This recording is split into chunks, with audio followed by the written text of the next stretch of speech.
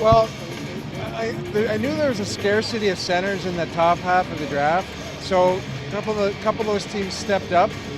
So we knew there was a possibility that cluster D would drop. We thought about possibly moving up, but you kind of get a sense of where those centers were going to go, and so we waited. We got a little fortunate. You talked about different scenarios that you've gone over several in the days leading up to the draft. Did one of those that you go over resemble what happened here tonight? Close. We had two wild cards. I call them wild cards that were above where we were of our list, above where we were picking. There was actually three that went in there, so it was close. Dobson was there too. What separated Bouchard from him, or maybe some other V that was still hanging around? We like Bouchard's shot. They're both terrific players. We like Bouchard's running the power play. I think he had 25 goals.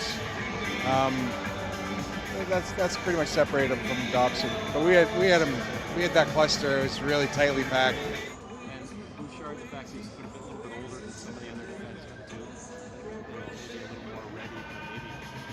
I mean, he's 19 already. yeah, he's a late birthday. That really didn't play into it. I mean, you maybe expect a little more performance from the late birthdays, which he gave. Do you expect him at all, Peter? Like, how serious would you want him to compete? Like, obviously you want everybody to compete, but are you slow playing this? Do you think he needs another year of junior? We'll see, Jason. I mean, he did a lot on that team with not much, and he's been in that league 3 years now. So you never know. I mean, he's a mature kid. I don't know if you guys talked to him. He's a mature kid, mature body.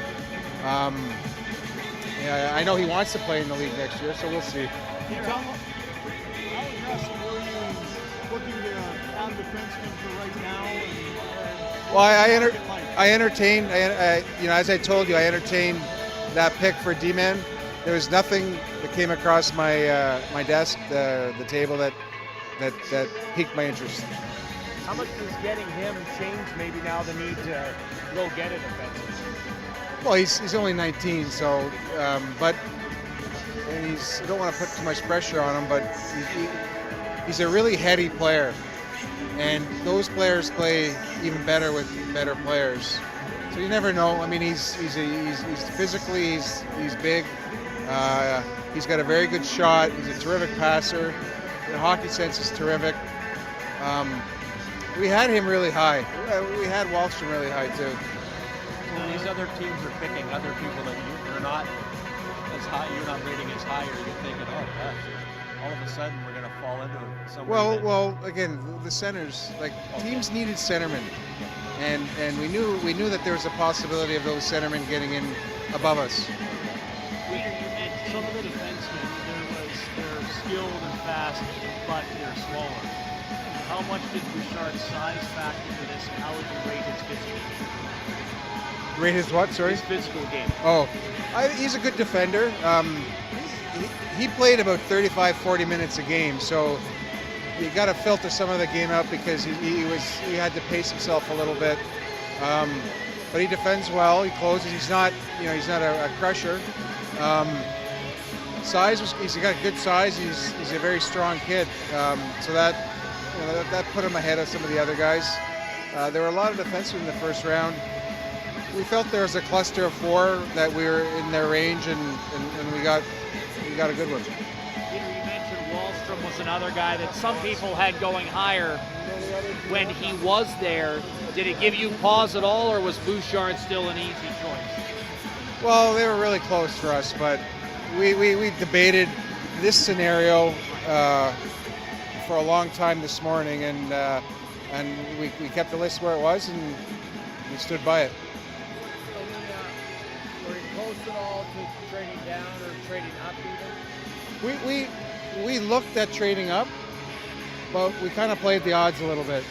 And if you go back over the last 10 years, well, you wouldn't know this, but our list in the last 10 years, that I've been part of three of them. It's about the top 10. It's about 80%. Okay, my time in Boston, we hit the top 10, not in the exact order, we hit the top 10 once. So play the odds a little bit, and that's what happened. He got a lot more points than most first-round defensemen get. Is that just because he was on the ice all the time? A lot of guys like Drew Doughty got 50 points. Well, he had a terrific year. Points is a Yeah, ton of points in the OHL. He's got a bomb of a shot. He scored a lot of those goals on the shot. I don't care how he scores the goals, but you needed somebody. Well, there was a need there, and there was a lot of defensemen that were available throughout that first round, and still, so more than usual. I don't know why that is, but he's one of the guys that we coveted. And I know, again, age-old cliche, lucky he was there, all that stuff. Well, they always say we're surprised he was still there, but this year maybe you were surprised. So it went by necessity or needs of some of the teams ahead of us, so that helped us. Peter, the last few years, Day 2 has had a few more trades as far as NHL players for NHL players. You expecting that tomorrow? I don't know. I didn't really think there'd be much today, and I think there was one I heard of. I don't know. Like, players are hard to come by, and you think that the second day, like, sometimes the trades are connected with the picks that are available the second day. Often it's just a day when the managers spend more time thinking about trades in the first round. There's really hasn't been any more chatter than usual, so I couldn't tell you. I don't know if there were many last year in the second day. You took a defenseman in the first round. Is it presuming that you might take a forward then? Well, it does change our outlook a little bit. Yeah, like if we were going to take a forward in the first round, we were looking more for a defenseman in the second round. So there's a good possibility. As you get late in the first round and you're looking at somebody who hasn't been picked yet, you're higher on your list, are you thinking, maybe we should trade our second round pick or something else to get that player? Do you ever consider that? No. Like it kind of. There was a lot of, based on our list, there was a lot of surprises in the bottom third of the first round. So that usually tells you, it's probably going to be like that the rest of the draft. And that usually speaks to the depth, lack of depth. To follow up a little bit on that, you said yesterday, with the 10th pick, you're taking the best player. Does that change at all as the draft moves along? 40 or in the third round? Does position? Well, that's kind of what Jim asked. Like, I couldn't quite hear.